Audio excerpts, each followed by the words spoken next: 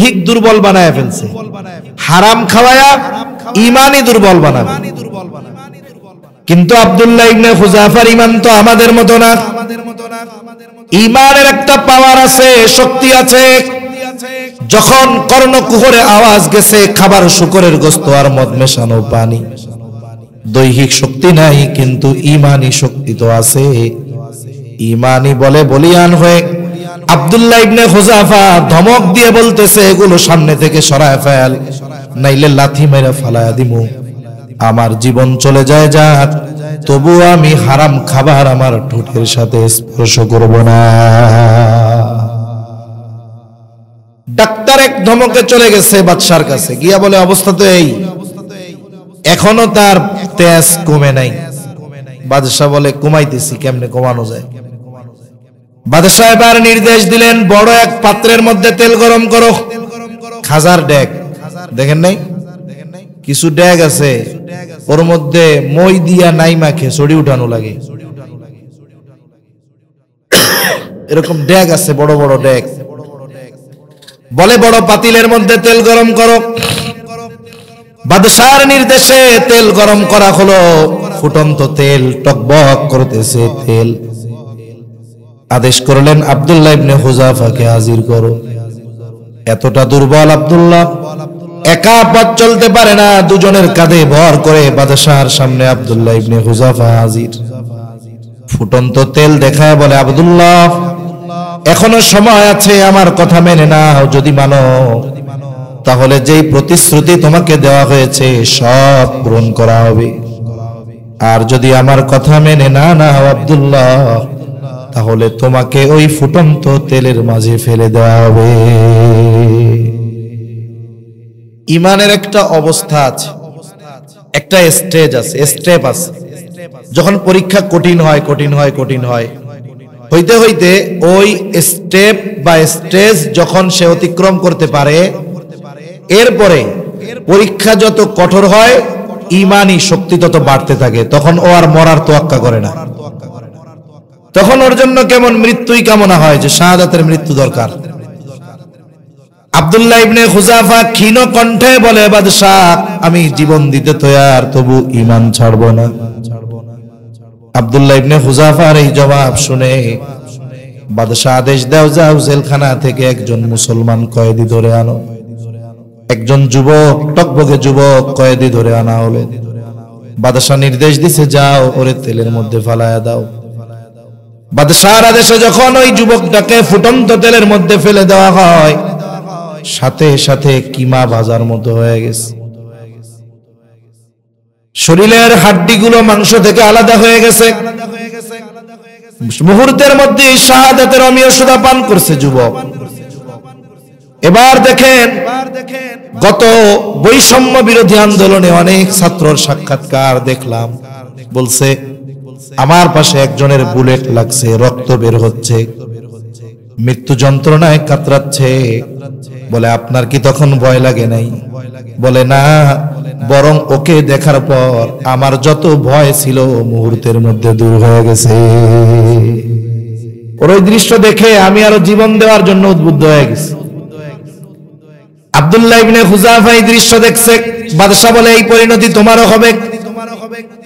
আব্দুল্লাহ ইবনে Hudhafa বলে, বাদশা জীবন দিতে প্রস্তুত, তবু ঈমান দিব না। বাদশা এবার বলে, যাও ওরে তেলের মধ্যে নিয়ে ফালায় দাও। দুইজন ধরে ধরে আব্দুল্লাহ ইবনে হুযাফাকে নিয়ে যায়। এতক্ষণ আব্দুল্লাহ ইবনে হুযাফা স্বাভাবিক, কিন্তু এখন কান্না শুরু করছে, চোখ দিয়া পানি পড়ে। ওই দুইটা মনে করছে আব্দুল্লাহ ইবনে হুযাফা হয়তো মরার ভয়ে কান্না করে। বাদশার কাছে বলে, বাদশা কান্না করতেছে, মনে হয় মরার ভয় হচ্ছে, জীবনের জন্য হয়তো মায়া লাগতেছে, এই জন্য মনে হয় কান্না করতেছে।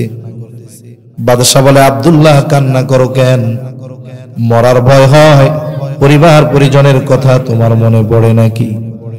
আব্দুল্লাহ ইবনে হুযাফা বলে, না, ঈমানদার কখনো মৃত্যুর ভয়ে কান্না করে না।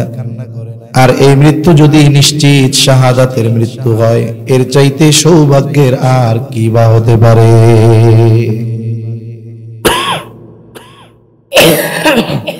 কান্না করো কেন তাইলে? বলে কান্না করি কারণ হলো আমার আল্লাহ আমাকে একটা জীবন দিছে। কয়টা জীবন?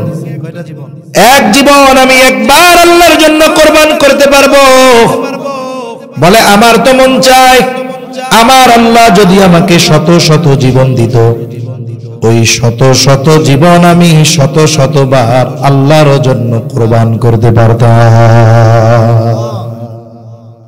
শাহাদাতের মৃত্যু যাদের নসিব হয় শহীদ, এদের আত্মা জান্নাতের সবুজ পাখির মধ্যে আল্লাহ ঢুকায়া দেয়, ওরা উঠতে থাকে জান্নাতে, নাজ নেয়ামত ভোগ করে।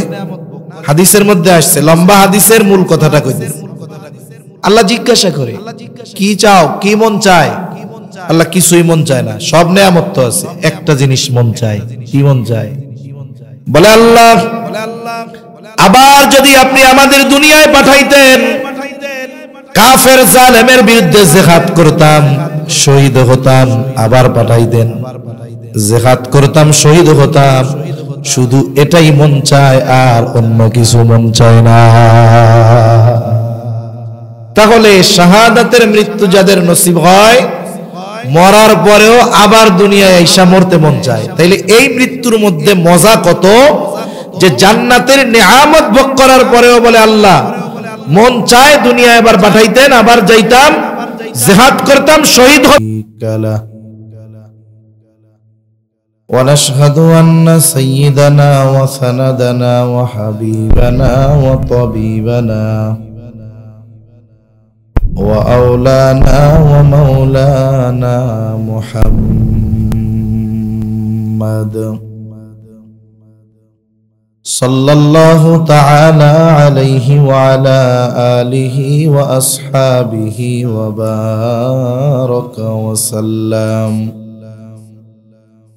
وبارك وسلم تسليما كثيرا كثيرا.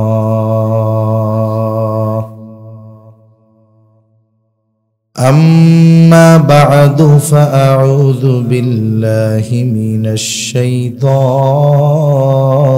الرجيم. بسم الله الرحمن الرحيم.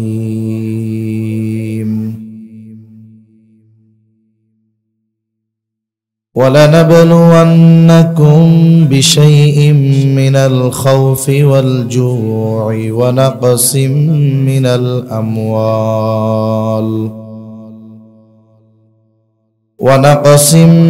الأموال والأنفس والثمرات وبشر الصابرين الذين إذا أصابتهم مصيبة قالوا إنا لله وإنا إليه راجعون. وقال رسول الله صلى الله عليه وسلم أشد الناس بلاء الأنبياء ثم الأمثال فالأمثال،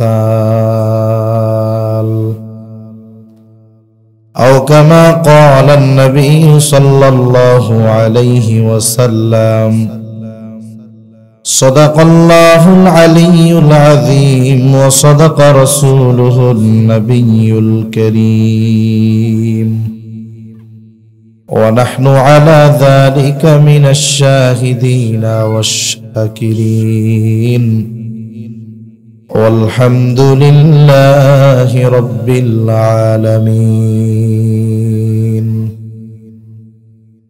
سبحانك لا علم لنا إلا ما علمتنا إنك أنت العليم الحكيم.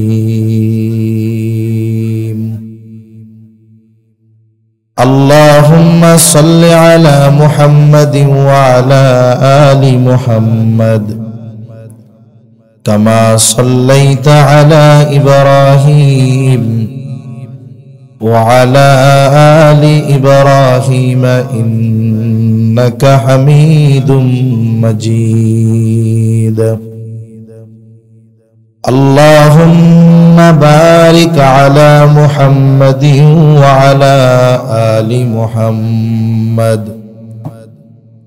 كما باركت على إبراهيم وعلى آل إبراهيم إنك حميد مجيد الحمد لله ঐতিহ্যবাহী ঢাকা জেলার অন্তর্গত সাভার গেরুয়া দারুল উলুম মাবিয়া ইসলামিয়া মাদ্রাসা অত্র মাদ্রাসায়ের হাফেজ ছাত্রদের দস্তরবন্দি উপলক্ষে 28তম বার্ষিক ওয়াজ মাহফিল। আজকের এই ওয়াজ মাহফিলের সম্মানিত শ্রদ্ধেয় সভাপতি, প্রধান অতিথি, বিশেষ অতিথিবৃন্দ সহ সম্মানিত শ্রদ্ধেয় উলামায়ে কেরাম, সামনে উপস্থিত মুরব্বিয়ানে কেরাম, সমবয়সী যুবক বন্ধু, স্নেহের ছোট ভাই, মাইকের আওয়াজ যত দূরে যায় নিজ নিজ স্থানে অবস্থানরতা সম্মানিতা শ্রদ্ধা মা ও বোন, দয়াময় আল্লাহ রাব্বুল আলামিনের দরবারে অগণিত শুকর যে মহান মালিক হায়াতে বরকত দিয়ে সুস্থ রেখে তার মহান হুকুম মাগরিবের নামাজের পর হাজারো মানুষের মধ্য থেকে যাচাই বাছাই করে হাদিসের ভাষায় এই জান্নাতের বাগানে বসার জন্য আমাদের যাদের মনোনীত করেছেন, যেই মহান মানিব এখানে আসার, বসার, বলার, শ্রবণ করবার তৌফিক দান করলেন, সে মহান মানিবকে খুশি করার জন্য মোহাব্বতের সাথে জবান খুলে অন্তর থেকে একবার কালিমাতুশ শুকর পাঠ করি আলহামদুলিল্লাহ। অগণিত দুরুদ ও সালাম সৈয়দুল আম্বিয়া, আশরাফুল আম্বিয়া, খাতামুল আম্বিয়া, ইমামুল মুরসালিন, রহমাতুল লিল আলামিন মুহাম্মাদুর রাসূলুল্লাহ সাল্লাল্লাহু আলাইহি ওয়াসাল্লামের উপর। আমি আপনাদের খেদমতে পবিত্র কোরআনুল কারীমের সর্ববৃহৎ সূরা বাকারা থেকে কয়েকটা আয়াত ও রাসূল আকরাম সাল্লাল্লাহু আলাইহি ওয়াসাল্লামের অগণিত হাদিস থেকে একটা হাদিস পাঠ করেছি। আল্লাহ তাআলার কাছে তৌফিক চাই, আল্লাহ তাআলা আমাকে আপনাদের খেদমতে কিছু কথা বলার তৌফিক দেন, যে কথাগুলো আমাদের সবার দুনিয়া এবং আখিরাতের জন্য কল্যাণকর হয়। সকলে জবান খুলে বলি আমিন। সম্মানিত উপস্থিতি, আমরা যে সময়টাতে এখানে বসেছি এটা খুবই গুরুত্বপূর্ণ একটা সময়। যদিও দ্বীনি মাহফিলগুলোতে অতি প্রসিদ্ধ কোনো আলোচক না হলে মানুষজন মাগরিবের পরে সাধারণত নিজেদের কর্মব্যস্ততাকে রেখে দ্বীনি মাহফিলে এসে বসে না। সেজন্য মাগরিবের পরে মানুষ আসার ক্ষেত্রে মাহফিলের তাৎপর্যের চাইতে ব্যক্তির তাৎপর্য বেশি কাজ করে। এটা আমাদের জন্য সার্বিক দৃষ্টিকোণ থেকে বড় খারাপ একটা বিষয়, কারণ দ্বীনি মাহফিলগুলোর আজমত আমাদের কাছে ব্যক্তির আজমতের চাইতে কম। অথচ দ্বীনি মজলিসের ব্যাপারে রাসূল আকরাম সাল্লাল্লাহু আলাইহি ওয়াসাল্লামের কথা হলো, যদি দুই ধরনের মজলিস হয়, একটা হলো যে আল্লাহ তাআলার কাছে রোনাজারি করতেছে, মাফ চাইতেছে, জান্নাত চায়, জাহান্নাম চায়, এই ধরনের মজলিস। আর একটা হলো দ্বীনি আলোচনার মজলিস। নবীজি সাল্লাল্লাহু আলাইহি ওয়াসাল্লাম যেই মজলিসে দ্বীনি আলোচনা হয় এই মজলিসকে উত্তম মজলিস বলে অভিহিত করেছেন। তাহলে আমরা যারা ব্যস্ততাকে উপেক্ষা করে আসতে পেরেছি, আসতেছি, এটা আমাদের জন্য আল্লাহ তাআলার পক্ষ থেকে বড় দয়া, নাইলে ব্যস্ততা উপেক্ষা করে আসা কঠিনই ছিল। তা আমি আর অন্য দিকে কোনো কথা না বলে মূল আলোচনার দিকে যাব ইনশাআল্লাহ। সম্মানিত উপস্থিতি, এ দুনিয়াতে আল্লাহ তাআলা আমাদেরকে পাঠিয়েছেন অজস্র অগণিত নেয়ামত দিয়ে। আল্লাহ প্রদত্ত অজস্র অগণিত দামি নেয়ামতের মধ্যে অন্যতম দামি নেয়ামত যে আল্লাহ তাআলা আমাদেরকে ঈমানের মতো দৌলত দান করেছেন। আমরা যারা এখানে আছি আমরা ঈমানদার। ঈমান কোনো দাবির বিষয় নয়। অনেক মানুষ আছে দাবি করে যে আমি ঈমানদার, কিন্তু তার মধ্যে যদি ঈমানদারের বৈশিষ্ট্য না থাকে, বাস্তবিক অর্থে তাকে ঈমানদার বলা যাবে না। একজনের চামড়া কালো, একেবারে কালো, কিন্তু ওনার নাম হইল দলামিয়া। এখন ওনার নাম যতই দলামিয়া হোক, এই জন্য উনি নিজেকে সুন্দর চামড়ার মানুষ বলে দাবি করতে পারবে না। বাস্তবতা হলো আমরা নিজেরা অনেক সময় দাবি করি আমরা ঈমানদার, কিন্তু আমাদের মধ্যে ঈমানদারের বৈশিষ্ট্য অনুপস্থিত থাকে। আল্লাহ সুবহানাহু ওয়া তাআলা এ দুনিয়াতে যারা আমরা নিজেদেরকে ঈমানদার বলে দাবি করি, এই দাবির পেছনে আল্লাহ সুবহানাহু ওয়া তাআলা পরীক্ষা রাইখা দিয়েছেন।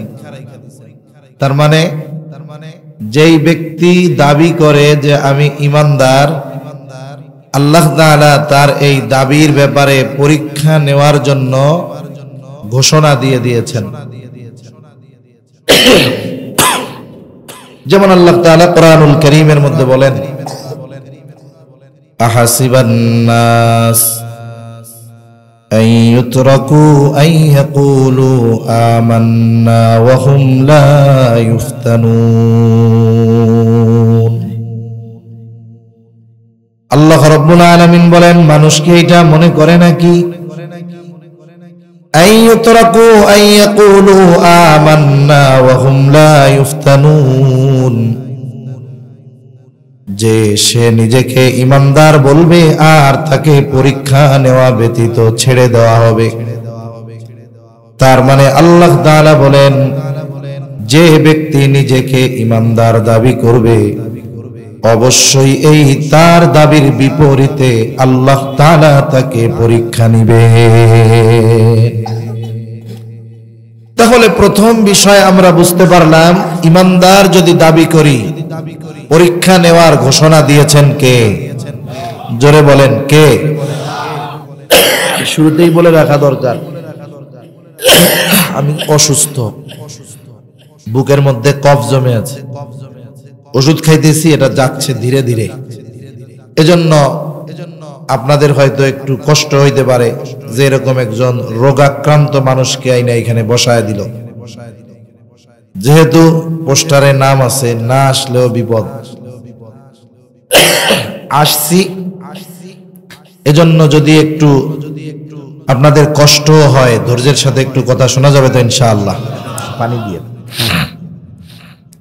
তাহলে এক নাম্বার বিষয় হলো, ঈমানদার দাবি করলে পরীক্ষা দিতে হবে, এ নোটিশ জানিয়ে দিয়েছেন কে? আল্লাহ তাআলার পক্ষ থেকে বান্দার প্রতি এটা বড় ইহসান। আল্লাহ তাআলা যদি চাইতেন পরীক্ষার ঘোষণা না দিয়েও পরীক্ষা নিতে পারতেন, কিন্তু আল্লাহ তাআলা জানিয়ে দিলেন, গোলাম তুমি নিজেকে ঈমানদার দাবি করবা আর আমি তোমার ঈমানের দাবির ব্যাপারে পরীক্ষা নিব না, এমনটা হতে পারে না। এই ঘোষণার দ্বারা আমাদেরকে পরীক্ষার জন্য প্রস্তুত থাকার নির্দেশনা আল্লাহ তাআলা দিয়ে দিলেন। যেমন প্রত্যেকটা প্রতিষ্ঠানে হোক, সেটা মাদ্রাসা হোক, সেটা স্কুল হোক, সেটা ইউনিভার্সিটি, প্রত্যেক জায়গায় কিন্তু পরীক্ষার আগে নোটিশ দিয়ে দেওয়া হয় যে শোনো, অমুক মাস থেকে অমুক সাময়িক পরীক্ষা শুরু হবে। যেহেতু পরীক্ষা নিকটবর্তী, সকল শিক্ষার্থীদের পরীক্ষায় উত্তীর্ণ হওয়ার জন্য এখন থেকেই প্রস্তুতি নেওয়ার আদেশ দেওয়া হলো। নোটিশের মাধ্যমে পরীক্ষার ঘোষণা দিয়ে দেওয়া হয়। আল্লাহ তাআলা ও বান্দাকে নোটিশ দিয়ে দিলেন, ঈমানদার তুমি তো দাবি করতেছো ঈমানদার, তাহলে তোমাকে কিন্তু ঈমানের দাবির ব্যাপারে পরীক্ষা দেওয়া লাগবে।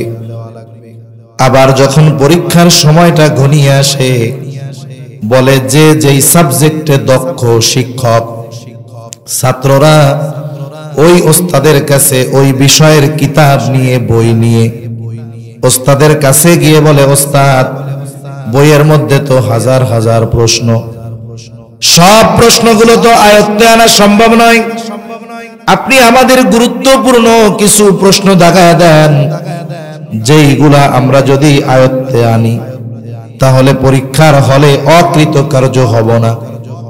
এইবার ওস্তাদ তার অভিজ্ঞতার আলোকে হাজারো প্রশ্নের মধ্য থেকে শতাধিক প্রশ্ন বা 100 প্রশ্ন দাগায় দেয়। এইবার ছাত্রকে বলে দেয়, যাও এই 100 প্রশ্ন যদি যথাযথভাবে আয়ত্তে আনতে পারো, আশা করা যায় পরীক্ষার হলে তুমি গোল্ডেন এ প্লাস পেয়ে যাইবা। এইটাকে সাধারণ ভাষায় বলে সাজেশন।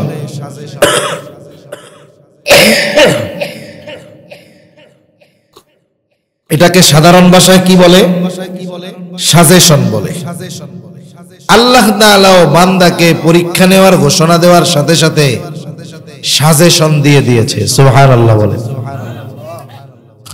আমি যে আয়াতগুলো আপনাদের খিদমতে তিলাওয়াত করেছি, উক্ত আয়াতগুলোর মধ্যে আল্লাহ তাআলা মূলত পরীক্ষার বিষয়াবলী আমাদেরকে জানিয়ে দিয়েছেন, যাতে করে বান্দা পরীক্ষার জন্য আগের থেকেই প্রস্তুতি নিতে পারে। বলেন তো, শিক্ষক যিনি পরীক্ষা নেন, বলেন তো কোন শিক্ষক চান নাকি যে তার ছাত্র তার বিষয়ে ফেল যাক? চান? বরং যদি পরীক্ষায় ওই সাবজেক্টে সে গোল্ডেন এ প্লাস পেয়ে যায়, বলে ওস্তাদ মিটিং এর মধ্যে অন্যান্য শিক্ষকদের সামনে গর্ব করে বলে, দেখছেন কত ভালো করে পড়াইছি, আমার সাবজেক্টে সবাই গোল্ডেন এ প্লাস পেয়ে গেছে। আল্লাহ তাআলাও পরীক্ষা নেন ঠিক, কিন্তু চান না তার কোন বান্দা তার নেওয়া পরীক্ষায় ফেল যাক। সুবহানাল্লাহ। পরীক্ষা তিনি নেন, কিন্তু চান না বান্দা পরীক্ষায় ফেল যাক। এই জন্য আল্লাহ তাআলা আগে সাজেশন দিয়ে দিলেন, বান্দা কোন কোন বিষয়ের প্রস্তুতি তুমি নিবা। আল্লাহ তাআলা বলেন, ওয়ালা নাবলুওয়ান্নাকুম বিশাইইম মিনাল খাউফ ওয়াল জু' ওয়া নাকসিম মিনাল আমওয়াল ওয়াল আনফুসি ওয়াস সামারাত। এই আয়াতে আল্লাহ তাআলা 5টি বিষয়ের পরীক্ষার কথা বলেছেন। কয়টি বিষয়? 5টি বিষয়। তাহলে প্রথম বিষয় হলো ঈমানদার যারা, তাদের পরীক্ষা হবে, এটা দুনিয়ায় যে পরীক্ষা নিবে এটা সুনিশ্চিত, কোনো সন্দেহ নাই। তাহলে যেই পরীক্ষা সুনিশ্চিত, সেই পরীক্ষার জন্য পূর্ণ প্রস্তুতি নেওয়াটাই উচিত। আল্লাহ তাআলা পরীক্ষার বিষয়গুলো জানায় দিয়ে বলেন, ওয়ালা নাবলুওয়ান্নাকুম, দুইটা তাকিদ যোগ করে আল্লাহ তাআলা বলেন, আমি অবশ্যই অবশ্যই তোমাদের পরীক্ষা নিব। পরীক্ষাগুলো কোন কোন বিষয়ের হবে? আল্লাহ তাআলা এই আয়াতে 5টি বিষয়ের কথা উল্লেখ করেছেন। মুফাসসিরিনে কেরাম বলেন, আল্লাহ তাআলা যদি চান কারো 5 বিষয়ের পরীক্ষা নিবেন, আল্লাহ নিতে পারেন। আল্লাহ তাআলা যদি চান কারো 4 বিষয়ের পরীক্ষা নিবেন, আল্লাহ নিতে পারেন। কিন্তু পরীক্ষা আল্লাহ নিবেন এ ব্যাপারে কোনো সন্দেহ নাই। একটা বিষয়ের হোক আর 2টা বিষয়ের হোক আর 5টা বিষয়ের হোক, প্রত্যেকটা ঈমানদারকে দুনিয়ায় এই বিষয়গুলোর পরীক্ষার সম্মুখীন হওয়া লাগবে। তবে জীবনের অভিজ্ঞতা হলো, বাস্তবতা হলো, অধিকাংশ মুমিনকে জীবনের কোনো না কোনো সময় এই 5 বিষয়েরই পরীক্ষার সম্মুখীন হওয়া লাগে। এজন্য আজকে যেহেতু পরীক্ষা সুনিশ্চিত, এই পরীক্ষার প্রস্তুতি বা উত্তীর্ণ হওয়ার জন্য কি করণীয় এটা আমরা আজকে জানবো, স্মরণ রাখবো। যখন এই পরীক্ষার সামনে পড়ে যাব, এই জানা বিষয়গুলোকে বাস্তবিক জীবনে প্রয়োগ করব ইনশাআল্লাহ।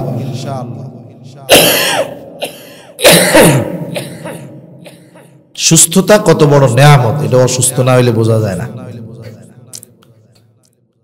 আল্লাহ তাআলা এক নম্বরে বলেন বিশাইইম মিনাল খাউফ, ইমানদার ঈমান এনেছো, ভয়ের মাধ্যমে তোমার ঈমানের পরীক্ষা নেওয়া হবে। তার মানে একটা মানুষ যখন প্রকৃতপক্ষে ঈমান আনয়ন করবে, হাজারো বাধা বিপদ বালা মুসিবত তাকে গ্রাস করবে, স্বাভাবিক বিষয়। বাহিরের বিষয়গুলো বাদ দেন, অনেক ক্ষেত্রে কোন মানুষ যদি নিজে পরিপূর্ণ দ্বীনের উপরে চলতে চায়, বাহিরের বাধার চাইতে অনেক সময় তার ঘরের থেকেই বড় বাধা আসে। অনেক সময় অনেক যুবক তরুণ জেনারেল শিক্ষিত ইউনিভার্সিটির স্টুডেন্ট আমাদের সাথে মেসেজিং করে, কথা হয়, বলে হুজুর খুব মন চায় দ্বীনের উপরে চলবো, কিন্তু বাহিরের কথা, বাহিরের মানুষের কথার তোয়াক্কা করি না। কিন্তু আফসোসের বিষয়, দ্বীনের উপরে চলার ক্ষেত্রে সবচাইতে বড় বাধা হলো আমার নিজের পরিবার। কারণ একটা সময় তো আমরা দেখেছি জঙ্গি কারা, আপনার সন্তান জঙ্গি হচ্ছে কিনা এর আলামত শিখাইতে হলো বাংলাদেশের প্রসিদ্ধ একটি পত্রিকা, নাম হলো প্রথম আলো। কিছুদিন আগে একটা রিপোর্ট দেখলাম যে জঙ্গি কেমনে সাজাইতে হয়, এগুলো ওরা শিখাইতো। চিন্তা করেন যে একটা দেশ তার 12টা বাজানোর জন্য একটা দালাল মিডিয়াই যথেষ্ট। এদের শিকড় কত গভীরে, এটা যদি এখন নির্মূল না করা হয়, মূলোৎপাটন না করা হয়, এ ভাইরাস যদি থেকে যায়, এরা যুগে যুগে সময়ের সাথে সাথে আবার বিষধর সাপের মতো বারবার সবল মারবে, ঠিক কিনা বলেন? এজন্য এই সমস্ত দেশদ্রোহী, অন্যান্য দেশের এজেন্ট, দালাল যারা, এদের মূলোৎপাটন করার সময় এখন। যদি দেশকে বাঁচাতে হয়, ইসলামকে যদি বাঁচাতে হয়, তাহলে এদের বিরুদ্ধে পরিপূর্ণভাবে সোচ্চার হওয়া দরকার, ঠিক কিনা বলেন? এরা শিখাইতো জঙ্গি কেমনে হয়। কয় আপনার ছেলে যদি নামাজ কালাম পড়া ধরে, টাকনুর উপরে যদি প্যান্ট পরা শুরু করে, মসজিদের ইমামের সাথে যদি চলাফেরা করে, তার যদি কোনো গার্লফ্রেন্ড না থাকে, ফেসবুকে যদি সময় না দিয়ে কোরআন বেশি বেশি পড়ে, যদি মানুষের সাথে দেখা হলে আগে হাই হ্যালো বলতো, যদি এখন সালাম দেয়, কথায় কথায় যদি বলে ইনশাআল্লাহ, ইন্না লিল্লাহ, আলহামদুলিল্লাহ, সুবহানাল্লাহ, তাহলে ধরে নিবেন আপনার ছেলে জঙ্গিবাদের পথে পা বাড়াচ্ছে, নাউজুবিল্লাহ বলেন। অথচ দেখেন সুবহানাল্লাহ, আলহামদুলিল্লাহ, আল্লাহু আকবার, ইনশাআল্লাহ, সালাম বিনিময়, টাকনুর উপরে প্যান্ট পরা, এটা মুসলমানদের একটা কালচার, কোরআন হাদিসের নির্দেশনা। অথচ এইগুলা মানলে জঙ্গি বলে প্রচার করা হতো। ঢাকা ইউনিভার্সিটির মাথা মোটা, মাথার মধ্যে গোবর ভরা, এই ধরনের কিছু শিক্ষক ছিল, এরাও মিডিয়ার সামনে এসে বলতো যে শুদ্ধভাবে সালাম দেওয়া নাকি জঙ্গিবাদের আলামত। নাউজুবিল্লাহ। সালাম কেমনে দিবে? সালাম আলাইকুম, এরকম সালাম দিলে হলো সে বুঝবেন যে না ঠিক আছে। কেউ যদি শুদ্ধভাবে সালাম দেয় আসসালামু আলাইকুম ওয়া রাহমাতুল্লাহ, ওই গবেট, গাধা, মূর্খ, গর্দভ, অশিক্ষিত কি বলছে? বলে শুদ্ধভাবে সালাম দিলে এটাও নাকি জঙ্গিবাদের আলামত। নাউজুবিল্লাহ বলে। আসলে এদের যে কি করা দরকার ছিল তা তো আমরা করতে পারি না। আমরা না করতে পারলেও কি, মরার পরে ফিরিস্তা এদের জন্য রেডি আছে। দেখেন এইগুলো যখন ব্যাপক হারে প্রচার হইতো, পত্রিকা ফলাও করে, টেলিভিশন ফলাও করে প্রচার করত, যেই সমস্ত সন্তানদের মা বাবা ঈমানি দিক দিয়ে দুর্বল, ছেলে তো দ্বীনে প্রবেশ করলে ওটা তো তার প্রাথমিক একটা বিষয়। একটা ছেলে যখন দ্বীনের পথে আসবে, শুদ্ধভাবে সালাম দেওয়া, ইসলামী পরিভাষাগুলো ব্যবহার করা, এটা প্রাইমারি একটা বিষয়। তা এইটা যখন সে শুরু করবে, তার পরিবার থেকে বাধা চলে আসবে। আরে আমার ছেলে শুদ্ধভাবে সালাম দেয়, আমার ছেলে এখন তার খালাতো বোন, চাচাতো বোন এগুলোর দিকে তাকায় না, তার মানে তো সর্বনাশ, জঙ্গি হয়ে যাইতেছে। এই জন্য অনেক যুবক এমন ভাবে মেসেজ করতে বলতো, হুজুর বলে দ্বীনের উপরে চলতে চাই, বাহিরের কোনো মানুষের তোয়াক্কা করি না, কিন্তু সবচাইতে বড় বাধা হলো আমার নিজের ঘর। এই জায়গায় আমার জন্য বড় ভয়। বলে আমি নামাজ পড়বো, আমাকে বলে তোরে জঙ্গি বলবে, তোর কারণে আমাদেরও ডিস্টার্ব হবে, আমাদেরও মানুষ জ্বালাতন করবে। আবার একটু দাড়ি লম্বা করতে চাই, বলে দাড়ি রাখা যাবে না। কেন? বলে জঙ্গি বলবে, তোর কারণে আত্মীয় স্বজন মানুষের কাছে লজ্জিত হব। আবার আমারে হুমকি দেয়, তুই দাড়ি রাখ, তাতে কি রাত্রে যখন ঘুমায় থাকবি দাড়িটারে কাইটা দিব। তাহলে দেখেন, একটা মানুষ যদি দ্বীনের উপরে চলতে চায়, তার জন্য ভয়ঙ্কর জায়গা অনেক সময় নিজের ঘরটাও হয়ে যেতে পারে। যেখানে পরিপূর্ণ দ্বীন মেনে চললে ঘরের মানুষ শত্রু হয়ে যেতে পারে, আর ওইখানে যদি একজন ইমানদার পরিপূর্ণ দ্বীনের উপরে চলতে চায়, বাহিরের হাজারো বাধা, কথা, বিপদ আপদ, বালা মুসিবত আসতে পারে কি পারে না, এ বিষয়ের প্রস্তুতি আমাদের থাকতে হবে যে ঈমানের উপরে চললে আমাদের বাধা বিপত্তি আসবে, বিভিন্ন দিক দিয়ে ভয় ভীতি আসবে। তবে যদি নিজের অবস্থানের উপরে অটল অবিচল থাকা যায়, ইনশাআল্লাহ চূড়ান্ত বিজয় ঈমানদারদেরই হবে। ঠিক কিনা বলেন? এর অনেক উপমা আমরা সম্প্রতি সময় দেখতেছি। নিয়ারেস্ট সময়, একেবারে নিকটবর্তী সময় কি দেখলাম?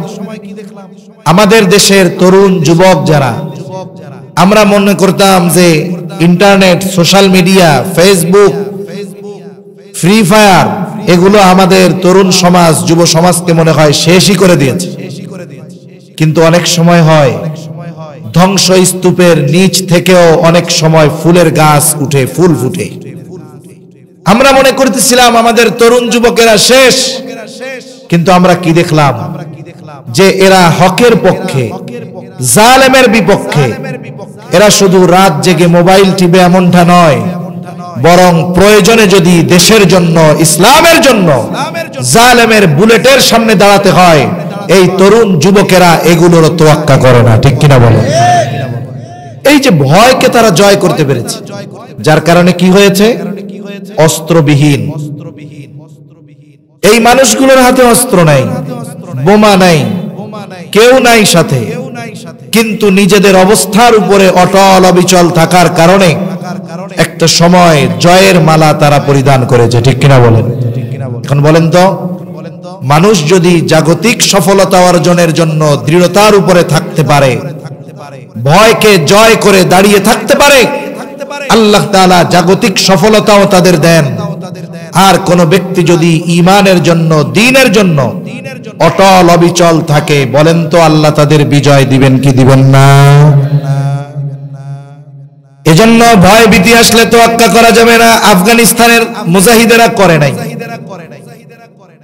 আমেরিকা এবং তার সম্মিলিত জোট ন্যাটো শক্তি প্রায় 2 যুগ ধরে আক্রমণ চালিয়ে গেছে, ধ্বংসস্তূপে পরিণত করে ফেলেছে। ওই মানুষগুলো তাদের ভয়ে মাথা নোয়ায় নাই।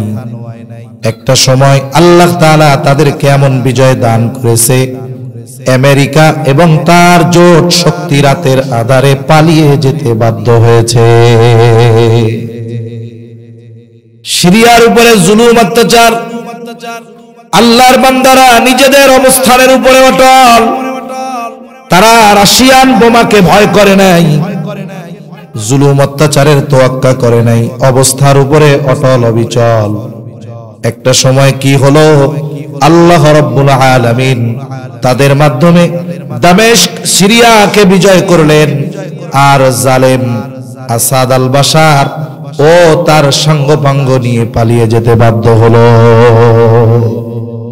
তাহলে বোঝা যায়, যুগে যুগে যারা এই দ্বীনের উপরে থেকেছে, ঈমানের উপরে অটল অবিচল ছিল, তাদেরকে বিভিন্ন ধরনের ভয় ভীতি দেওয়ার মাধ্যমে পরীক্ষা নেওয়া হয়েছে। কিন্তু যেই মানুষগুলো অবস্থার উপরে অটল, একটা সময় আল্লাহ তাদেরকেই বিজয় দান করেছে।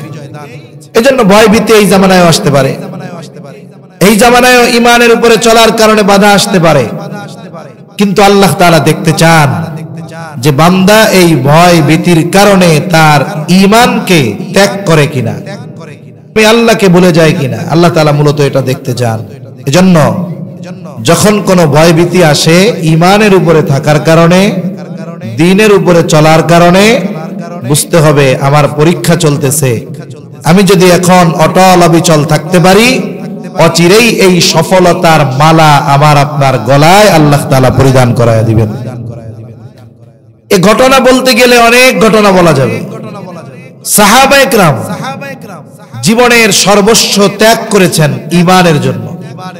সাহাবায়ে কেরাম হাজারো প্ররোচনা, লোভ, ভয় ভীতি দেওয়ার পরেও ঈমানের উপরে অটল অবিচল থেকেছেন। এর কারণে একটা সময় কি হয়েছে যে চূড়ান্ত বিজয় আল্লাহ তাআলা তাদেরকে দিয়েছেন। যেমন এক সাহাবী আব্দুল্লাহ ইবনে হুযাফা রাদিয়াল্লাহু তাআলা, রোমদের সাথে মুসলমানদের যুদ্ধ।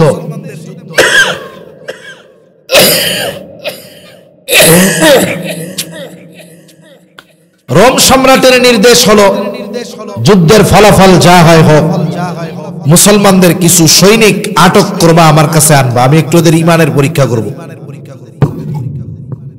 টিস্যু আছে, লাগবে না, ঈমানের পরীক্ষা করব। একদল সৈন্য রোম সম্রাটের সৈন্যদের হাতে আটক হয়ে গেল। তাদেরকে বাদশার সামনে হাজির করা হলো। রাজ দরবারে বাদশা উপস্থিত, সকলে উপস্থিত। বাদশা এবার তাদেরকে জিজ্ঞাসা করতেছে, তোমাদের এই কাফেলার আমির কে, নেতা কে? যুবক দাঁড়িয়ে গেছে, বলে আমি হলাম এই কাফেলার আমির। নাম কি তোমার? বলে আমার নাম হলো আব্দুল্লাহ ইবনে হুযাফা। বাদশা আব্দুল্লাহ ইবনে হুযাফাকে বলে, আব্দুল্লাহ তুমি আমার কাছে আসো, আমার পাশে এসে বসো। সকলে অবাক। আমরা তো চিন্তা করতেছি বাদশা এখনই নির্দেশ দিবেন, যাও এদের সবাইকে শুলিতে চড়াও। কিন্তু বাদশা তার শত্রুকে তার পাশে নিয়ে বসাচ্ছেন, কারণটা কি? বাদশা তো আহলে কিতাব। বাদশা আব্দুল্লাহ ইবনে হুযাফাকে পাশে বসালেন। আব্দুল্লাহ ইবনে হুযাফাকে বলে, আব্দুল্লাহ আমি শত্রুর সাথে এমন আচরণ কখনো করি না, কিন্তু তুমি তরুণ যুবক, তোমাকে দেখবার পর তোমার প্রতি আমার একটা মায়া, মোহাব্বত, ভালোবাসা পয়দা হয়ে গেছে। আমি চাই তোমার সাথে আমার এই সম্পর্ক, ভালোবাসাটা দীর্ঘায়িত হোক। কিন্তু তোমার আর আমার মাঝে তো বাধা, কারণ তুমি মুসলমান, আমি খ্রিস্টান। ও আব্দুল্লাহ, তুমি যদি আমার কয়েকটা প্রস্তাব মেনে নাও, তুমিও বেঁচে থাকবে, আবার জাগতিক স্বাচ্ছন্দ্য সুখ লাভ করতে পারবা। বলে, আব্দুল্লাহ, এক নাম্বার, তোমাকে ইসলাম ধর্ম ছেড়ে খ্রিস্টান ধর্ম গ্রহণ করতে হবে। 2 নাম্বার, এই কারণে আমি তোমাকে মুক্ত করে দিব। শুধু তাই না, তোমার সাথী যারা আছে তাদেরকেও মুক্ত করে দেওয়া হবে। সাথে সাথে শুনে নাও, তুমি চিন্তা করতেছ তুমি যদি ইসলাম ধর্ম ত্যাগ করো, তাহলে আর তুমি তোমার আত্মীয় স্বজনের কাছে ফিরে যেতে পারবা না। টেনশনের কোনো কারণ নাই। আমার ঘরে একজন সুন্দরী ষোড়শী যুবতী কন্যা আছে, আমি তার সাথে তোমার বিবাহ দিয়ে দিব। বিবাহের দিন আমার গোটা সাম্রাজ্যের অর্ধেক আমি তোমার নামে লিখে দিব। আমার মৃত্যুর পর ওসিয়ত থাকবে, আমার মৃত্যুর পর বাকি অর্ধেকের মালিকও তুমি হয়ে যাইবা। আব্দুল্লাহ, তুমি যদি আমার শর্ত মেনে নাও, বেঁচেও থাকবা, এগুলো পেয়ে যাবা। আব্দুল্লাহ ইবনে হুযাফাকে দুনিয়ার প্রস্তাব দেওয়া হচ্ছে, বিনিময়ে চাওয়া হচ্ছে তার ঈমান। আর সাহাবায়ে কেরামের কাছে সমগ্র দুনিয়ার সমস্ত কিছুর চাইতে ঈমানটা বেশি মহব্বতের এবং প্রিয় ছিল। এজন্য আল্লাহ তাআলার কাছে আমাদের দোয়া করা দরকার, আল্লাহুম্মা হাব্বিব ইলাইনাল ঈমান। আল্লাহ, আপনি আমাদের কাছে, আমাদের নিকটে ঈমানকে প্রিয় বানায় দেন। আমাদের কাছে যেন আমাদের ঈমানটা সবচেয়ে প্রিয় হয়।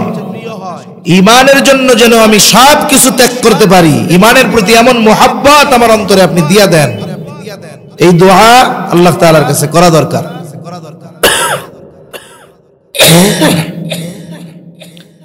আব্দুল্লাহ ইবনে হুযাফার কাছে সবচাইতে প্রিয় বস্তু ঈমান। আর সবচাইতে প্রিয় বস্তু তার কাছে চাওয়া হচ্ছে কুফরি গ্রহণ করার মাধ্যমে, সবচাইতে নিকৃষ্ট বস্তুর মাধ্যমে। আব্দুল্লাহ ইবনে হুযাফা রাগে ক্ষোভে শরীরের লোমকূপ দিয়ে ঘাম বের হওয়া শুরু হয়ে গেছে। বসা ছিলেন, তিনি দাঁড়িয়ে গেলেন। বাদশার দিকে ফিরে ঈমানি আওয়াজে আব্দুল্লাহ ইবনে হুযাফা বলতেছে, এই রোমের কুকুর, তুই কি দুনিয়ার বিনিময়ে আমার ঈমান কিনতে চাস? তুই শুনে রাখ, এ তো তোর সামান্য রোম সাম্রাজ্য। তুই যদি আমাকে তামাম দুনিয়ার বাদশাহ বানায় দেস, আমি আমার ঈমান তোর কাছে বিক্রয় করব না। আসলে রোম সম্রাট এমন একটা অবস্থার মুখোমুখি হবে এটা সে কল্পনাও করে নাই। সে থান্ডার্ড হয়ে গেছে, কিং কর্তব্য বিমূঢ় হয়ে গেছে, চুপ হয়ে গেছে, ভাষা হারিয়ে ফেলেছে। অনেক সময় হয় না, মানুষের সামনে এমন কিছু ঘটে গেছে যে যেটা সে কল্পনাও করে নাই। এই ধরনের ঘটনা অনেক সময় ঘটলে ওই সময় কিছু মুহূর্ত এমন হয় যে সে কথা বলবে কি, সে কেমন যেন ভাষাই হারিয়ে ফেলে। রোম সম্রাট ভাষা হারায় ফেলছে, যে আমার দিকে চোখ তুলে তাকানোর সাহস কেউ করে না, সেই আমাকে কেমন হুমকি দিল, আবার কইল রোমের কুকুর। বাদশাহ কি জবাব দিবে, ভাষা হারায় ফেলছে। গোটা দরবার পিনপতন নীরব। বাদশার আগে ক্ষোভে অন্তর্মহলে চলে গেছে। কিছুক্ষণ পরে আদেশ পাঠিয়েছে, কত বড় সাহস, আমার মুখের উপরে এমন কথা বলে, যাও ওর ঈমানের পাওয়ার দেখে ছাড়বো, জেলখানার মধ্যে আটকায় দাও। খাবারও দিবা না, পানিও দিবা না, জেলখানার মধ্যে আটকায় দেওয়া হলো। খাবারও দেওয়া হয় না, পানিও দেওয়া হয় না। ডাক্তারকে নির্দেশ দিয়েছে, ডাক্তার খোঁজ খবর রাখবা, যখন দেখবা অবস্থা করুন, খানা পিনা না দিলে মারা যাওয়ার মতো অবস্থা, তখন আমারে জানাবা। এক সপ্তাহ হয়ে গেছে আব্দুল্লাহ ইবনে হুযাফা, খাবারও দেওয়া হয় নাই, পানিও দেওয়া হয় নাই। এক সপ্তাহ পর আব্দুল্লাহ ইবনে হুযাফা প্রচন্ড ক্লান্ত, শুয়ে আছে, বোঝা যায় না বেঁচে আছে নাকি মারা গেছে। এই অবস্থা দেখে ডাক্তার ভিতরে ঢুকলেন। ভেতরে ঢুকে দেখে অবস্থা বড় করুন, খানা পানি না দিলে যে কোনো মুহূর্তে মারা যেতে পারে। বাদশার কাছে খবর দেওয়া হলো। বাদশাহ এবার বললেন, যাও খাবার দাও। খাবার দিবা শুকরের গোশত, আর পানি দিবা মদ মেশানো পানি। আবার তাকে জানায় দিবা খাবারটা শুকরের গোশত, পানি মদ মেশানো পানি। আব্দুল্লাহ ইবনে হুযাফার কাছে বাদশাহ খাবার নিয়ে গেল। প্রচন্ড দুর্বল আব্দুল্লাহ, কথা বলার মতো শক্তি নাই। কারণ এক দুই বেলা আমরা যদি না খাই, পরের বেলায় আর নড়াচড়া নাই। এক সপ্তাহ খাবারও নাই, পানিও নাই। কতটা তৃষ্ণার্ত, কতটা ক্ষুধার্ত, এর দ্বারা এটাই বোঝা যায়। কথা বলতেছে, আওয়াজ জবান দিয়ে বের হয় না। বাদশাহ বলে, আব্দুল্লাহ তোমার অবস্থা কিন্তু ভালো না।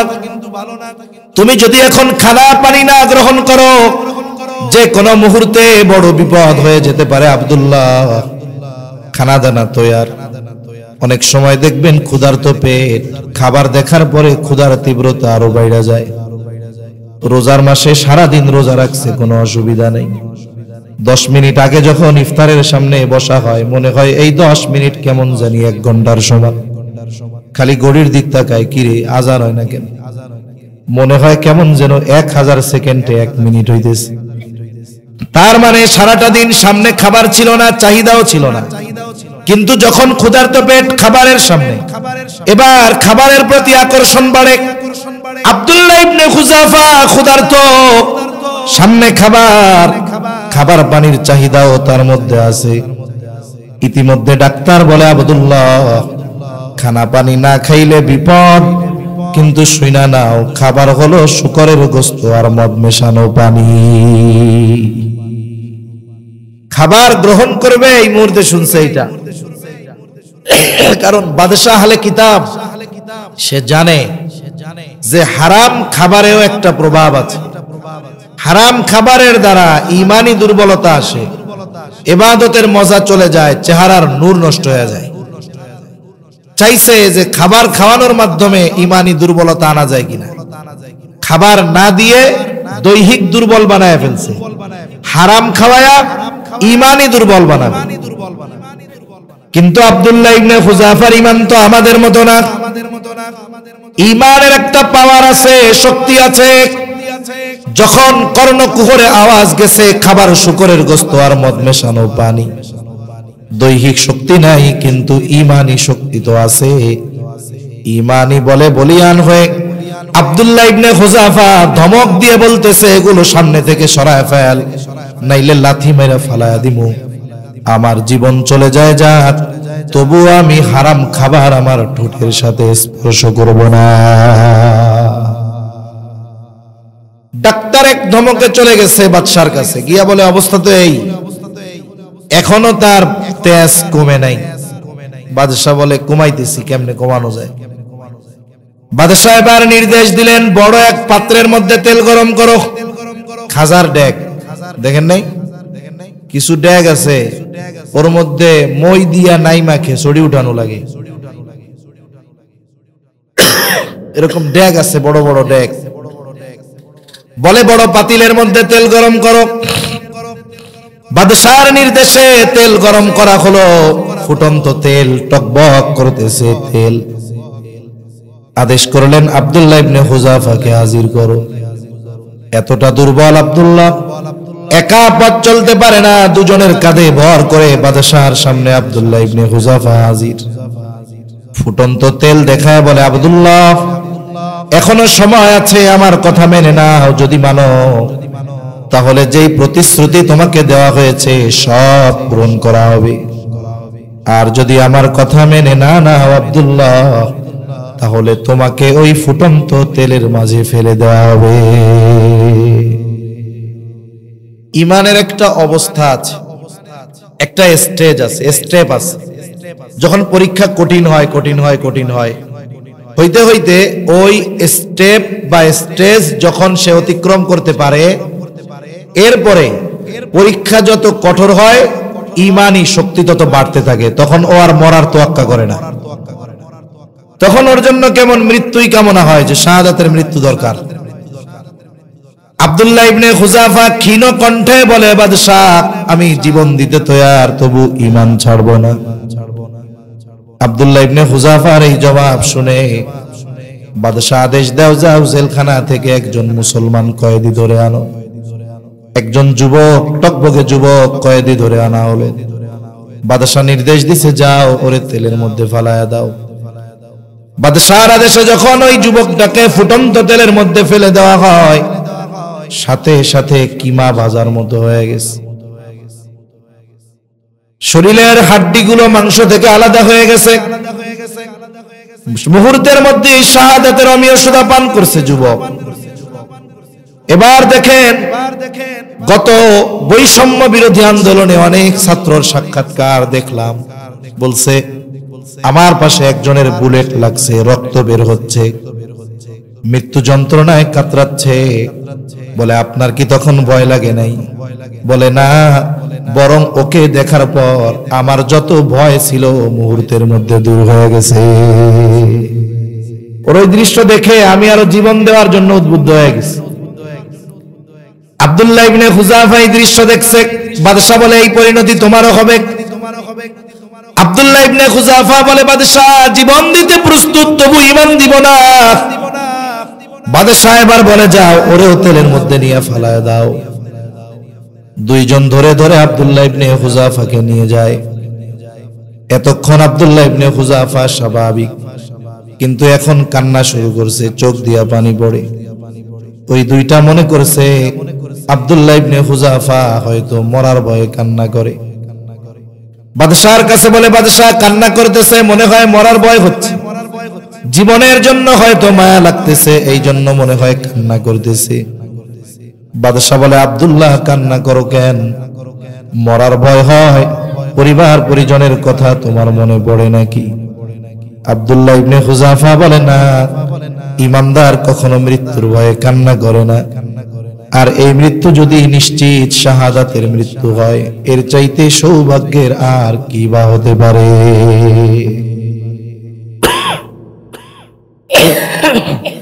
কান্না করো কেন তাইলে? বলে কান্না করি, কারণ হলো আমার আল্লাহ আমাকে একটা জীবন দিছে। কয়টা জীবন?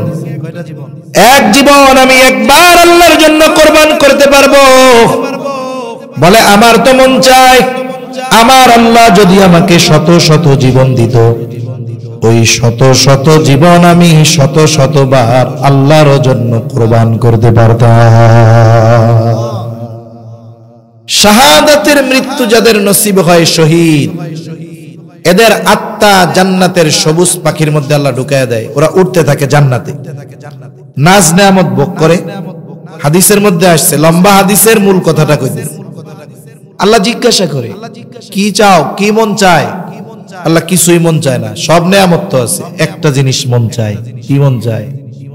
বলে আল্লাহ আবার যদি আপনি আমাদের দুনিয়ায় পাঠাইতেন, কাফের জালেমের বিরুদ্ধে জিহাদ করতাম, শহীদ হতাম, আবার পাঠাইতেন, জিহাদ করতাম, শহীদ হতাম, শুধু এটাই মন চায়, আর অন্য কিছু মন চায় না।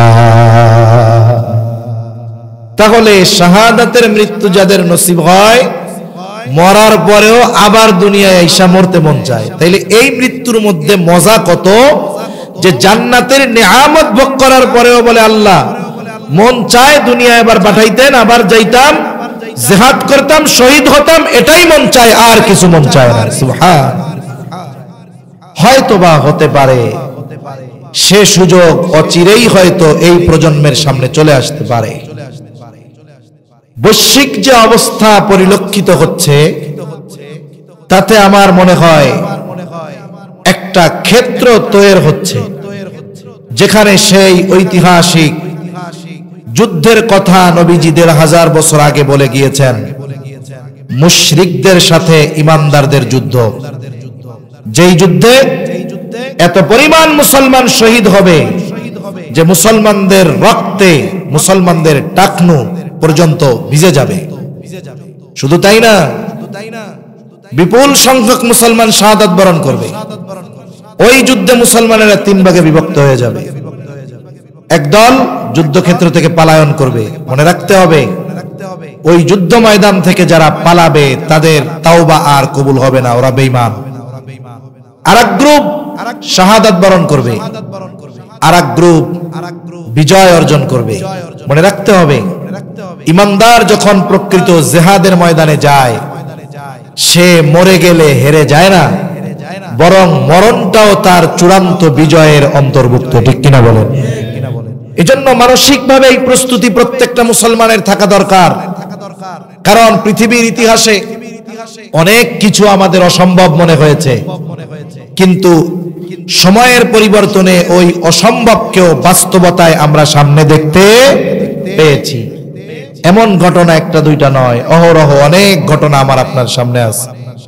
এজন্য আমরা হয়তো চিন্তা করতেছি এটা কখন হবে, হবে কি হবে না সেটা পরে, না হইলে না হোক, কিন্তু আমাদের নিজেদের ওইটার জন্য পূর্ণ প্রস্তুত থাকার দরকার আছে না নাই? ইমানের দাম যারা বুঝে এরা পিছু হটবে না, মুনাফিকদের কাতারে তারা শামিল হবে না, তারা জীবন দিয়ে দিবে। কারণ জানে ইমানদার যদি আল্লাহর জন্য যুদ্ধ করে, ওই যুদ্ধে যদি জয়ী নাও হয়, আল্লাহর জন্য যদি জীবন দিতে চায়, জীবন দিয়ে দেয়, নিঃসন্দেহে সে জয়ী হয়ে যায়। ঠিক কিনা বলে? মনে রাখতে হবে, ইমানদার মরলে হেরে যায় না, বেঈমান মরলে হেরে যায়। অনেক সময় ইমানদারের মৃত্যুর মাধ্যমে চূড়ান্ত বিজয় অর্জিত হয়। ঠিক কিনা বলে? বলতে গেলে লম্বা কথা অন্যদিকে চলে যাবে। কুরআনুল কারীমের সূরা বুরুজের তাফসীরে একটা ঘটনা আছে, আসহাবে উখদুদের ঘটনা, আব্দুল্লাহ বিন তামেরের ঘটনা। লম্বা কথা। যখন আব্দুল্লাহ ইবনে তামেরকে বাদশা বারবার পলিসি দিয়ে প্রয়োগ করেও হত্যা করতে পারে না, পাঠাইছে পাহাড় থেকে ফালায়া দে। যারা ফালাইছে নিয়ে গেছে ফালাইতে, ওরা শেষ। আব্দুল্লাহ ইবনে তামের সুস্থ অবস্থায় চলে আসছে। বাদশা তো নিজের খোদা দাবি করছে, আর আব্দুল্লাহ বিন তামের তাওহীদের পক্ষে দাঁড়িয়ে গিয়েছে। বাদশা বলে, ওরা কোথায় যাদেরকে তোর সাথে মারতে পাঠাইলাম? বলে, ওরা শেষ। তোরে বাঁচাইছে কে? সবার সামনে বলে, আল্লাহ। আব্দুল্লাহ ইবনে হুযাফা, আব্দুল্লাহ ইবনে তামের যখন বলে আল্লাহ, ওই কথাটা তীরের মতো বাদশাহ ইউসুফ জুরনাওয়াজের কলিজায় গিয়া লাগে। আর এক দলরে দিয়া পাঠাইছে, যা সমুদ্রের মধ্যে নিয়ে ফালায় দিবি, যেন না আসতে পারে, অথবা সমুদ্রের হিংস্র মাছ তাকে খেয়ে ফেলে। পাঠাইছে, ঘটনাক্রমে যারা নিয়ে গেছে তারা সমুদ্রে পড়ে শেষ। আল্লাহ আব্দুল্লাহ বিন তামেরকে হেফাজত করছে।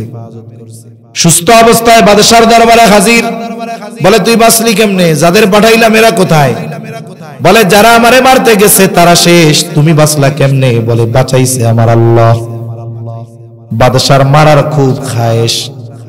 আব্দুল্লাহ বিন তামের বলে, শোনো, তুমি তোমার পদ্ধতি প্রয়োগ করে আমাকে হত্যা করতে পারবা না।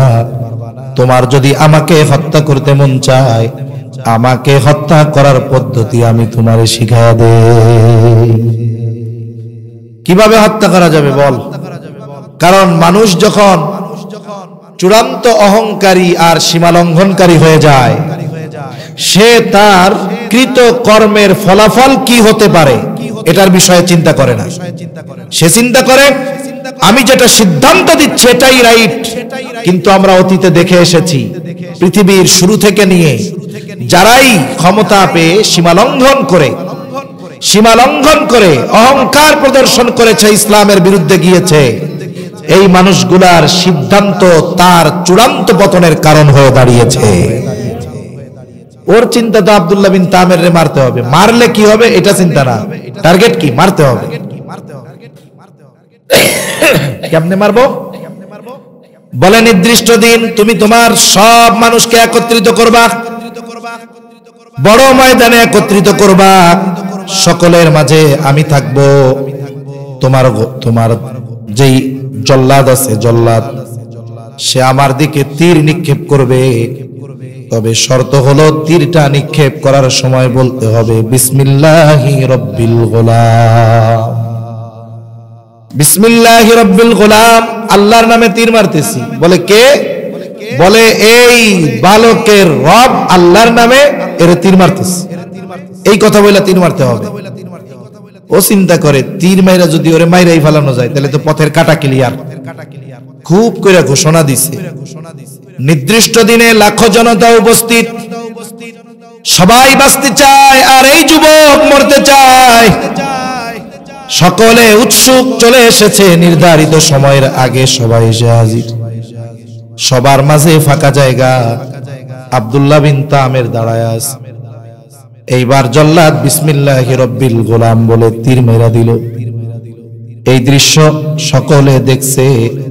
তীরের আঘাতে আব্দুল্লাহ বিন তামের জমিনের উপরে পড়ে গেল, শহীদ হয়ে গেল। এই দৃশ্যটা উপস্থিত মানুষের অন্তরে এতটা রেখাপাত করেছে, সকলেই তখন সমস্বরে বলল, আমান্না বিরব্বিল গোলাম, আমরাও এই বালকের রবের উপরে ঈমান আনলাম। এখন বলেন, আব্দুল্লাহ বিন তামের শত্রুর নিক্ষিপ্ত তীরে শহীদ হয়ে গেছে। সে শহীদ হয়ে জয়ী নাকি পরাজয়ী? নিঃসন্দেহে জয়ী, কোনো সন্দেহ নাই। এজন্য মানুষ মারা গেলেই হেরে যায় না। আমরা হেরে যাব কখন? যখন আমরা আমাদের আদর্শ থেকে বিচ্যুত হয়ে যাব, ইসলাম থেকে বিচ্যুত হয়ে যাব, ঈমান থেকে বিচ্যুত হয়ে যাব। তখন আমি বেঁচে থাকলেও জিন্দা লাশ, আমাকে কাফের মুশরিকরা গোনায় ধরবে না। কিন্তু যদি ওই রকম একজন ব্যক্তির মতো ব্যক্তি হওয়া যায়, গোটা পৃথিবীর কাফেররা তাদের ভয়ে তছনছ করতে থাকবে। ঠিক কিনা বলেন? এজন্য মানুষ মরে গেলেই হেরে যায় না, ইমানদার মরে গেলেই হেরে যায় না, বরং মৃত্যুর মাধ্যমে ইমানদার তার কাঙ্ক্ষিত লক্ষ্যে পৌঁছিয়ে যেতে পারে। কোন ঘটনা থেকে গেলাম? আব্দুল্লাহ ইবনে হুযাফা। বাদশা বলতেছে, মরার ভয়ে কান্দো? বলে, না মিয়া, জীবন যদি কান্দিত জীবন একটাই জন্য, 100টা হইলে তো 100 বার শহীদ হইতে পারতাম। আহলে কিতাব যেহেতু আল্লাহ তাআলাকে বিশ্বাস করে, চিন্তা করে এটা কি মানুষ না অন্য কিছু? সব পলিসি শেষ। এখন যদি বাদশার কথা তেলের মধ্যে ফালায় দেয়, ও তো হারলো না, আমি তো জিততে পারলাম না, ভয়ডর দেখায় কাজ হলো না। এইবার বলে, আব্দুল্লাহ, আমার একটা কথা রাখো, তাহলে আমি তোমাকেও ছেড়ে দিব। কি কথা? বলে কিছুই করা লাগবে না, তুমি আমার কপালের মধ্যে একটা চুমা দাও, চুমা। আব্দুল্লাহ ইবনে হুযাফা এবার পাল্টা শর্ত দিচ্ছে।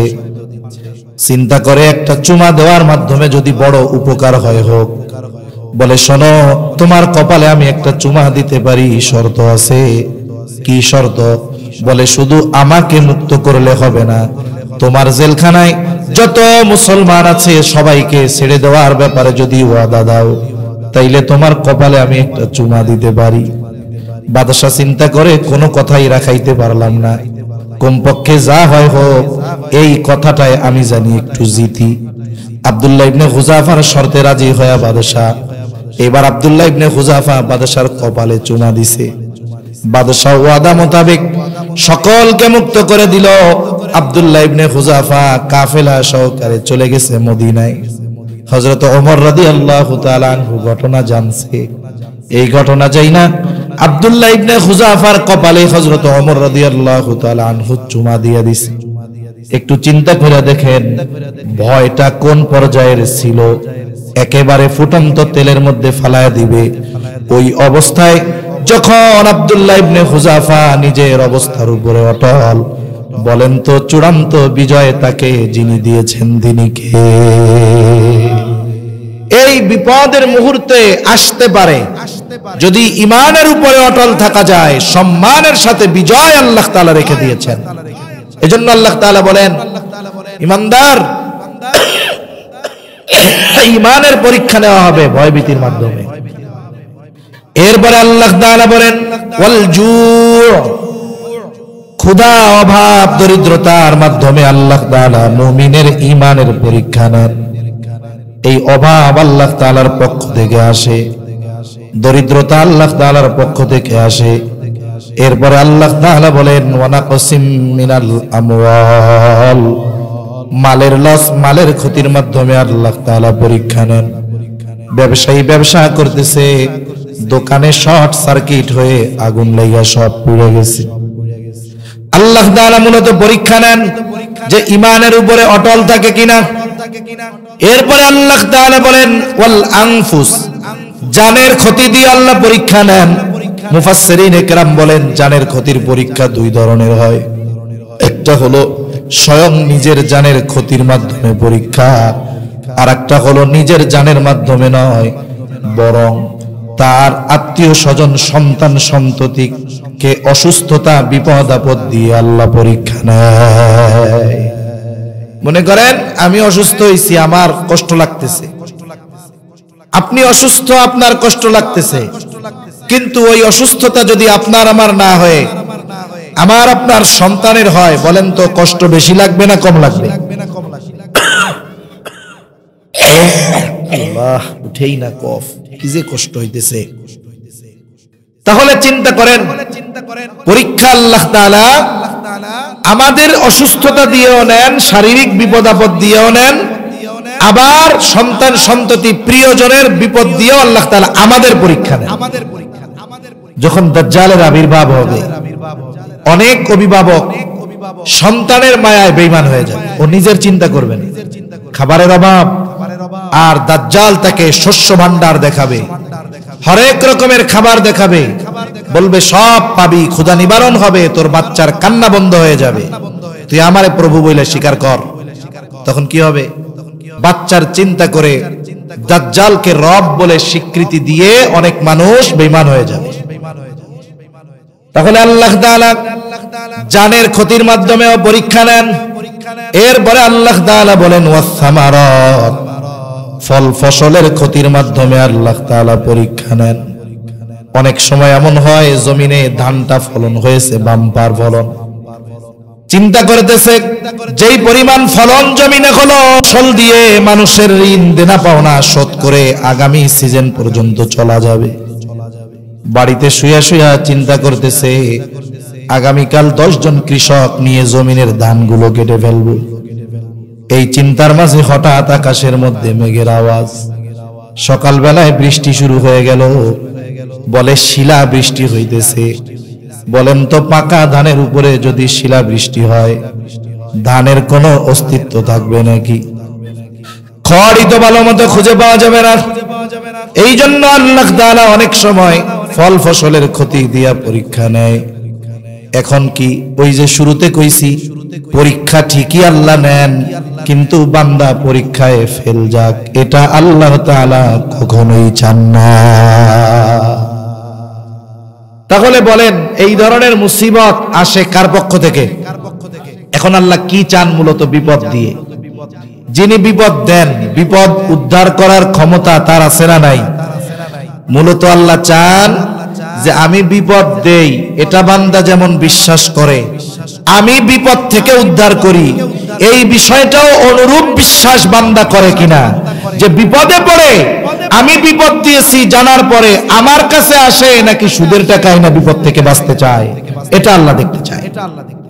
এজন্য দুই আয়াত আগেই আল্লাহ তাআলা বলেন,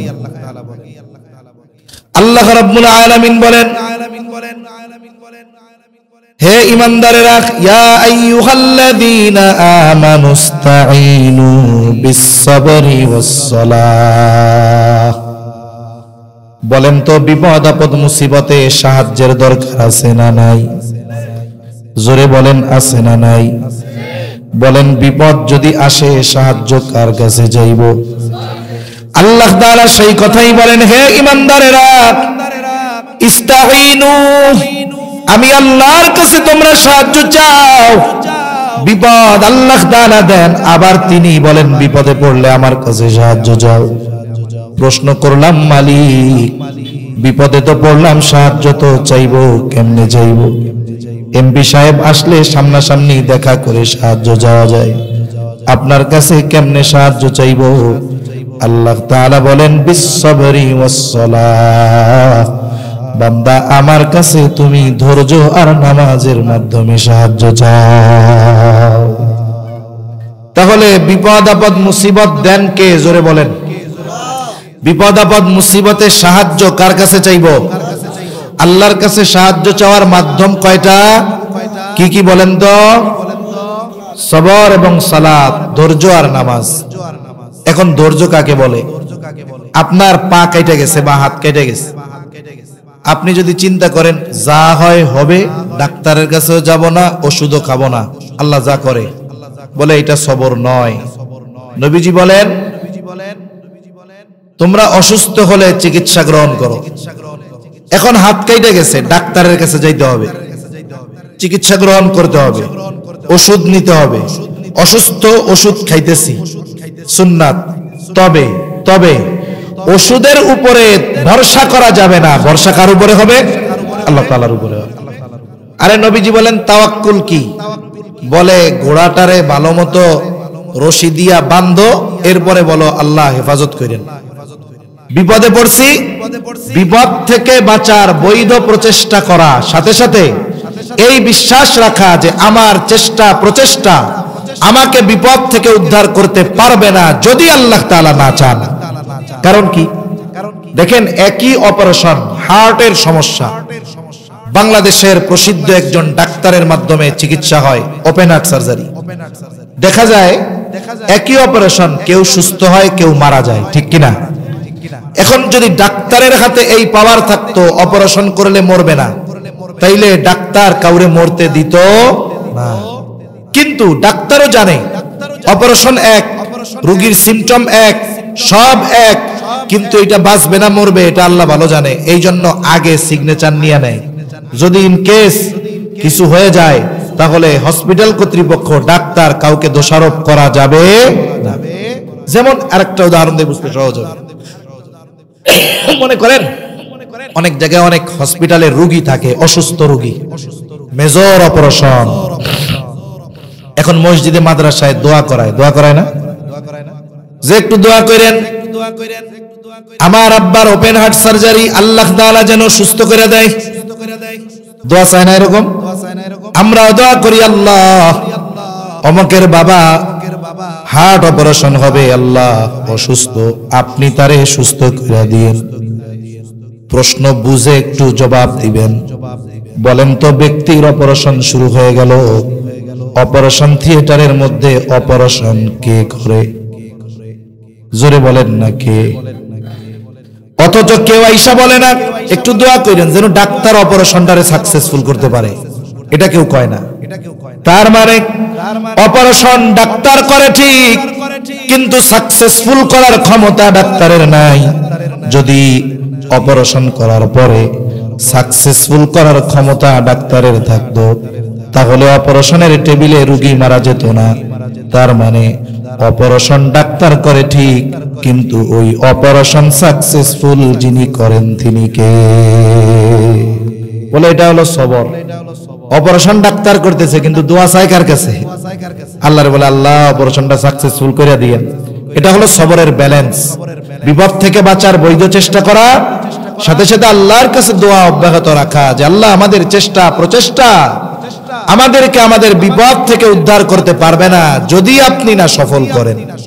সাথে সাথে এই যে চাওয়াটা আল্লাহ তাআলার কাছে, চাওয়ার সবচাইতে মাধ্যম হলো নামাজ। কারণ বান্দা আল্লাহর সবচাইতে নৈকট্য অর্জন করে কখন? বলে যখন বান্দা সিজদায় যায়। এজন্য ধৈর্য আর নামাজের মাধ্যমে সাহায্য কার কাছে চাইবো? আল্লাহর কাছে। যেই মুমিন বান্দা বিপদ আপদ মুসিবতে পড়ে আল্লাহ তাআলার কাছে সবর আর সালাতের মাধ্যমে সাহায্য চায়, আল্লাহ তারে প্রমোশন দিয়ে দেয়। কি দেয় বলেন? প্রমোশন। শুরু করেছে ইমানদারদেরকে খেতাব কইরা, লাস্টে আল্লাহ তাআলা বলেন ইন্নাল্লাহা মাআল মুমিনিন, বলেন নাই? আল্লাহ তাআলা বলেছেন ইন্নাল্লাহা মাআস সাবিরিন। তার মানে যেই ইমানদার বিপদ আপদ মুসিবতে ধৈর্য আর নামাজের মাধ্যমে আল্লাহ তাআলার কাছে সাহায্য চায়, ওই মুমিন তখন সাধারণ মুমিন থাকে না। ওই মুমিনকে আল্লাহ ডিগ্রি দিয়ে দেয়, ও তখন প্রমোশন পাইয়া সবের মুমিনদের অন্তর্ভুক্ত হয়ে যায়। আর যে সবের মুমিন হয়ে যায়, সবরের গুণ যে অর্জন করে, তার ব্যাপারে আল্লাহ তাআলা বলেন ইন্নাল্লাহা মাআস সাবিরিন। আল্লাহ তাআলা বলেন নিশ্চয়ই আল্লাহ ধৈর্যশীলদের সাথে আছে। তাহলে 2-3 মিনিটের মধ্যে শেষ করে দেব ইনশাআল্লাহ। আমি তো আবার এই ঘড়িটার টার্গেটে চলতেছি, তো এটাই বাজে হলো 10, আমারটাই বেজে গেছে 14, উল্টা পাল্টা লেগে গেছে। নাইলে এইটার ঘড়ি অনুযায়ী আমি আমার টাইম শেষই করতাম। এরপরে কি হইলো? আল্লাহ তাআলা বলেন এই যে পরীক্ষা নিলাম, যারা পরীক্ষায় এই প্রয়োগগুলো করলো বলে তারা তো পরীক্ষায় পাস, কি করবেন? বলে বাশশিরিস সাবিরিন। হাবিব আপনি তাদেরকে সুসংবাদ জানায়া দেন। কিসের সুসংবাদ? বলে জান্নাতের সুসংবাদ। তা এই সমস্ত মানুষের একটা প্রাথমিক আলামত আছে। কি আলামত? আল্লাহ বলেন সুসংবাদ তো জানাবেন কাদের? বলে তাদের আল্লাযীনা ইযা আসাবাতহুম মুসিবা ক্বালু ইন্না লিল্লাহি ওয়া ইন্না ইলাইহি রাজিউন। তারা যখন কোনো বিপদ আপদ মুসিবতে পড়ে, তাদের উপরে যখন কোনো বিপদ আপদ মুসিবত আসে, শুরুতেই তারা বলে ইন্না লিল্লাহি ওয়া ইন্না ইলাইহি রাজিউন। তাহলে মুসিবতে পড়লে ইন্না লিল্লাহ পড়তে হবে, শিখাইছেন কে? শুধু মানুষ মরার দোয়া এটা না, যে কোনো মুসিবতে এটা পড়তে হয়। সাথে সাথে নবীজিও একটু শিখিয়ে দিয়েছেন। সহিহ মুসলিমের হাদিস, নবীজি বলেন যখন কেউ বিপদ আপদ মুসিবতে পড়বে সে কি বলবে? বলে ইন্না লিল্লাহি ওয়া ইন্না ইলাইহি রাজিউন। সাথে সাথে আরেকটু নবী শিখিয়ে দিয়েছেন, বলবে আল্লাহুম্মা আজুরনি ফি মুসিবাতি ওয়া আখলিফ লি খায়রাম মিনহা। বলবে আল্লাহ এই মুসিবত থেকে আমারে বাঁচান, এই মুসিবতের প্রতিদান দেন, আর এই মুসিবতে যা হারাইছি তার চাইতে উত্তমটা আমাকে ফিরাইয়া দেন। নবীজি বলেন যে মুসিবতে পড়ে এই দোয়া ইয়াকিনের সাথে আল্লাহর কাছে করবে, মুসিবতের মাধ্যমে সে যা হারাইছে তার চাইতে উত্তমটা তাকে ফিরিয়ে দিবেন কে? জোরে বলেন না কে? তাহলে আজকের মূল কথা কি? বলে বিপদ আপদ মুসিবত দেন কে? জবাব দেন জোরে। বিপদ আপদ মুসিবতে সাহায্যের দরকার আছে না নাই? সাহায্য কার কাছে চাইবো? কয়টা মাধ্যমে? কি কি?